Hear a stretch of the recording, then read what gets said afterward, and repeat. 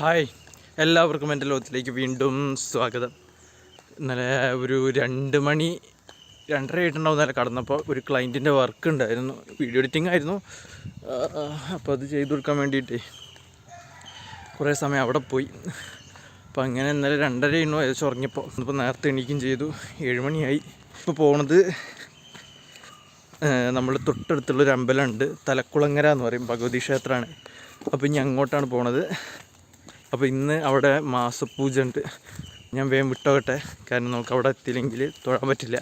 അപ്പോൾ തന്നെ നേരം വൈകി.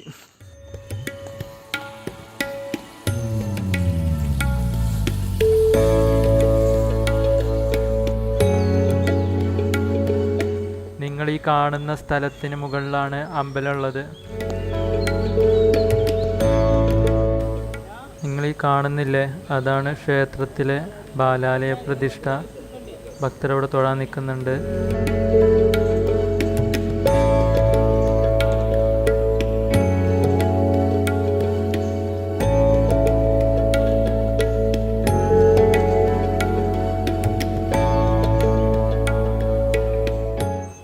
ഇപ്പോൾ ഈ കാണുന്ന പടവില്ലേ, അതാണ് പാതുകം. പുതിയതായി വരുന്ന ക്ഷേത്രത്തിൻ്റെ പാതുകമാണിത്. നിങ്ങൾ ഈ എംസാൻഡ് ഇട്ട പോർഷൻ കാണുന്നില്ലേ, അവിടെയാണ് ശ്രീകോവിൽ വരുന്നത്.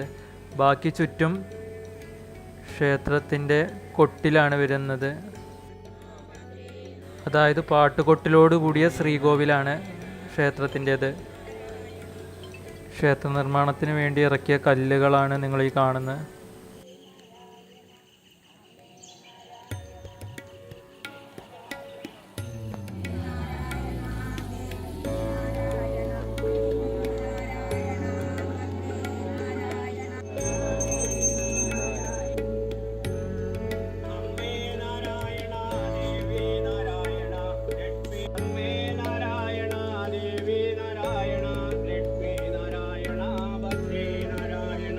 അമ്മേ നാരായണ, ദേവി നാരായണ, ലക്ഷ്മി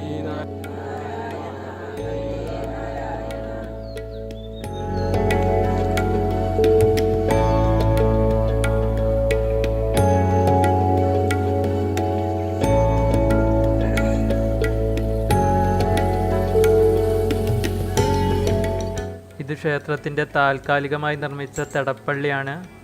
ഇത് ഓഫീസും.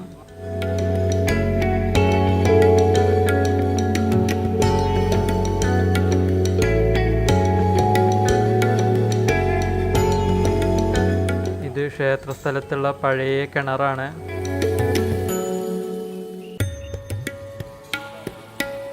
പുതിയ ക്ഷേത്രത്തിന് വേണ്ടി പാതുകം കീറിയപ്പോൾ ഭൂമിക്കടിയിൽ നിന്നും കിട്ടിയ പഴയ കല്ലുകളാണ് കേട്ടോ.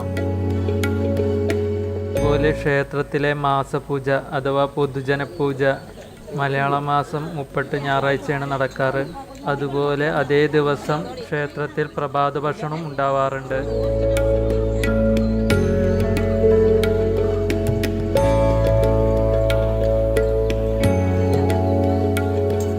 അപ്പോൾ ഞാനും പ്രഭാത ഭക്ഷണം കഴിച്ചു.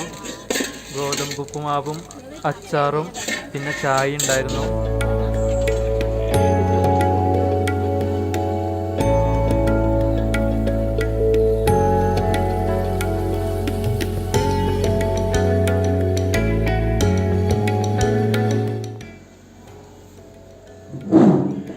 അങ്ങനെ അമ്പലത്തിൽ പോയി തൊഴുതു വന്നു. നിങ്ങളിപ്പോൾ അമ്പലവും കാര്യങ്ങളൊക്കെ കണ്ടിട്ടുണ്ടാവും. അപ്പോൾ അതാണ് തലക്കുളങ്ങര ഭഗവതി ക്ഷേത്രം. അവിടെ ചാമുണ്ടേശ്വരി, മഹാകാളി ചാമുണ്ടേശ്വരി എന്നൊക്കെ പറയാവുന്ന പ്രതിഷ്ഠയാണ് അവിടെ. ഈ അമ്പലത്തിൻ്റെ ഒരു ഐതിഹ്യം എന്നൊക്കെ പറയുകയാണെങ്കിൽ അവിടെ ഒരു ആനക്കല്ല് നിരപ്പ് എന്ന് പറഞ്ഞൊരു സ്ഥലമുണ്ട്, കുറച്ച് മേലെയിട്ട്. അവിടെയാണ് ഇത്ര ഭഗവതി പ്രത്യക്ഷപ്പെട്ടത്. ഇത് നമ്മളെ താമ്പൂല പ്രശ്നത്തിൽ കണ്ടാട്ടോ, താമ്പൂലും അതേപോലെ അഷ്ടമംഗല പ്രശ്നത്തിലൊക്കെ കണ്ടാണ്. അപ്പോൾ അവിടെയാണ് ആദ്യം പ്രതിഷ്ഠിച്ചത്. അതാണ് മൂലസ്ഥാനം. ഞാൻ കുട്ടിക്കാലത്ത് കണ്ടിട്ടുണ്ട്, ഒരു വെട്ടുകല്ലിൻ്റെ ഒരു പാറ ഇങ്ങനെ ചെരിഞ്ഞിട്ടുണ്ടായിരുന്നു. അപ്പോൾ അങ്ങനെ ഒരു പ്രത്യേക ഷേപ്പിൽ എന്താണ് പാറ ഇങ്ങനെ കുത്തി നിൽക്കുന്ന പോലൊരു വെട്ടുകല്ലിൻ്റെ പാറുണ്ട്. അതാണ് ആനക്കല്ല് നിരപ്പ്. ചെറിയൊരു മട പോലെ, ഒരു ഗുഹ പോലെ ചെറിയൊരു അടിയിൽ സ്പേസ് ഉണ്ട്. അങ്ങനെയൊക്കെ ഇട്ട ഒരു വലിയ പാറ അവിടെയാണ് പ്രത്യക്ഷപ്പെട്ടത് എന്നാണ് പറഞ്ഞത്. പിന്നെ ഇവിടെ താഴേക്ക് ഇവിടെ വന്ന് പ്രതിഷ്ഠിക്കുകയാണ് ചെയ്തത് എന്നാണ് പറഞ്ഞത്. അപ്പോൾ അമ്പലത്തിൻ്റെ ഒരു തറങ്ങൾ കണ്ടില്ലേ, ആ സ്ഥലത്തൊരു പഴയ തറവാടോ അല്ലെങ്കിൽ കൊട്ടാരോ അങ്ങനെ എന്തോ ഉണ്ടായിരുന്നു എന്നാണ് പറയണത്. എന്തായാലും അതിനുള്ളിൽ മച്ചിൽ ആരാധിച്ചു പോകുന്നതെന്നൊരു ഭഗവതിയായിട്ടാണ് കാണുന്നത്. ഇപ്പോഴും ഞങ്ങളിപ്പോൾ അവിടെ ഇപ്പോൾ തറയ്ക്ക് വേണ്ടിയിട്ടൊക്കെ മാന്തിയ സമയത്ത് ഒരുപാട് കല്ലുകൾ കിട്ടണം, ഞാൻ വീഡിയോയിൽ കാണിച്ചിട്ടുണ്ടാവും. അപ്പോൾ അങ്ങനെ ഒരുപാട് കല്ലുകൾ ഇപ്പോഴും അവിടെയും ഇവിടെയൊക്കെ മാന്തുമ്പോൾ കിട്ടാറുണ്ട്. അപ്പോൾ അങ്ങനെയാണ് പ്രശ്നത്തിൽ കണ്ടത്, മച്ചിൽ വാഴുന്ന ഒരു ഭഗവതിയായിട്ടാണ്. അപ്പോൾ അത് ആ ഒരു രീതിയിൽ തന്നെയാണ് അവിടുത്തെ അമ്പലത്തിലൊരു ആർക്കിടെക്ചറും വരുന്നത്. ഇപ്പോൾ കണ്ടില്ല, ഒരു ഫ്രണ്ടിൽ ഉള്ളിലായിട്ട് കുറച്ച് പുറത്തുനിന്ന് തൊഴുമ്പോൾ ഉള്ളിൽ ഭയങ്കര സ്പേസിലായിട്ട് ഒരു മച്ചിൻ്റെ ഉള്ളിലിരിക്കുന്ന പോലെ പുറത്തൊക്കെ കവർ ചെയ്തിട്ട്, അപ്പോൾ അങ്ങനത്തെ ഒരു പ്രതിഷ്ഠയാണ് അവിടെ വരുന്നത്. അങ്ങനെ ഇപ്പോൾ തറ വരെ എത്തിയിട്ടുണ്ട്. അതാണ് ഇപ്പോൾ അമ്പലത്തിൻ്റെ ഒരു ഒരു ഒരു ഒരു ബേസിക് ഇത്. അപ്പോൾ ഞാൻ അറിഞ്ഞ പ്രകാരം ഭദ്രകാളി എന്ന് പറയുന്നത് എപ്പോഴും ശിവൻ്റെ പുത്രിയാണ്.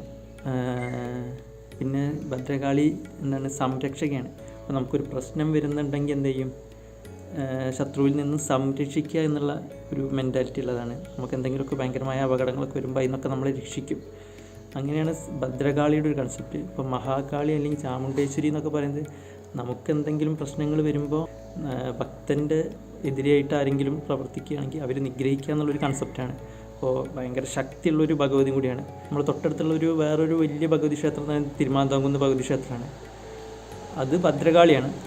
ഇവിടത് മഹാകാളി അല്ലെങ്കിൽ ചാമുണ്ടേശ്വരി എന്ന് പറയുന്ന കൺസെപ്റ്റാണ്. അപ്പോൾ രണ്ടും രണ്ട് തരത്തിലാണ് സംരക്ഷണം, രണ്ട് രീതിയിലാണ്. പിന്നെ ഇവിടെ കളരിക്ക് ഭയങ്കര പ്രാധാന്യമുണ്ട്. കളരിപ്പയറ്റ്, അതേപോലെ ഭഗവതിയുടെ കീഴിലൊക്കെ ഭയങ്കര പടയും പിന്നെ വേറെ പാങ്ങിൻ്റെ ദേവതയും കൂടിയാണ്. പാങ് എന്ന് പറയുന്നത് ഞാൻ പറഞ്ഞല്ലോ, ഏകദേശം ഞാൻ മുന്നേ പറഞ്ഞിട്ടുണ്ടോയെന്ന് അറിയില്ല, ഏകദേശം ഒരു 10-12 ദേശങ്ങൾ കൂടി ചേർന്നതാണെന്നാണ് വിശ്വാസം. അതിൻ്റെ മേലേക്ക് ഉണ്ടോ എന്നുള്ള അറിയില്ല. അപ്പോൾ അത്രയും ദേശങ്ങൾ, ഒരുപാട് ദേശങ്ങൾ കൂടി ചേർന്നതാണ് പാങ് എന്ന് പറയുന്ന സ്ഥലം.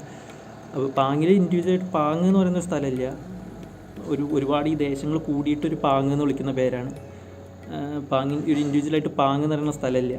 പിന്നെ ഓരോ അറ്റങ്ങൾ വിളിക്കും, തെക്കൻ പാങ്, വടക്കൻ പാങ്. അപ്പോൾ ഞാൻ കഴിഞ്ഞ ദിവസം ഞാൻ മുന്നത്തെ വീഡിയോയിൽ പറഞ്ഞു, ഞങ്ങൾ തെക്കൻ പാങ് പറമ്പിലേക്ക് പോകുന്നത്. അറ്റങ്ങൾ വെച്ചിട്ടാണ് പാങ്ങിനെ പറയാറ്. മറ്റു മൊത്തം ഏരിയയ്ക്കായിട്ടൊരു പാങ് എന്നാണ് പറയുക. പക്ഷേ പാങ് എന്ന് പറഞ്ഞിട്ടൊരു ഇൻഡിവിജ്വൽ സ്ഥലമല്ല. അപ്പോൾ അത്രയും ദേശങ്ങൾക്കുള്ള ദേവതയാണ്. അപ്പോൾ എന്ന് വെച്ചാൽ ഒരു ചെറിയൊരു രാജ്യം ഭരിച്ചിരുന്നൊരു ഭഗവതി എന്നൊക്കെ പറയാം. അപ്പോൾ അതിനുള്ളിൽ മച്ചിൽ വളർന്നിരുന്ന ഭഗവതിയാണെന്നാണ് പറഞ്ഞത്. വളരെ ശക്തിയുള്ളൊരു ഭഗവതിയാണ്. ഇത്രയൊക്കെയാണ് നമ്മളൊരു ചരിത്രം, അറിയാവുന്ന കുറച്ച് ചരിത്രങ്ങളൊക്കെ. അമ്പലത്തിൻ്റെ ഇൻസ്റ്റാഗ്രാമും ഫേസ്ബുക്കും അതേപോലെ യൂട്യൂബ് ചാനലിൻ്റെയും ലിങ്ക് ഞാൻ ഡിസ്ക്രിപ്ഷനിൽ കൊടുക്കാം. അപ്പോൾ ഇന്നത്തെ വീഡിയോ ഇതാണ്, അമ്പലത്തിലെ കാഴ്ചകളും കാര്യങ്ങളുമാണ്. അപ്പോൾ നിങ്ങൾക്ക് ഇന്നത്തെ എൻ്റെ ഈ ലോകത്തെ കാഴ്ചകൾ നിങ്ങൾക്ക് ഇഷ്ടപ്പെട്ടു എന്ന് ഞാൻ വിചാരിക്കുന്നു. അപ്പോൾ അടുത്ത വീഡിയോയിലും കാണുന്നവരേക്കും ബൈ.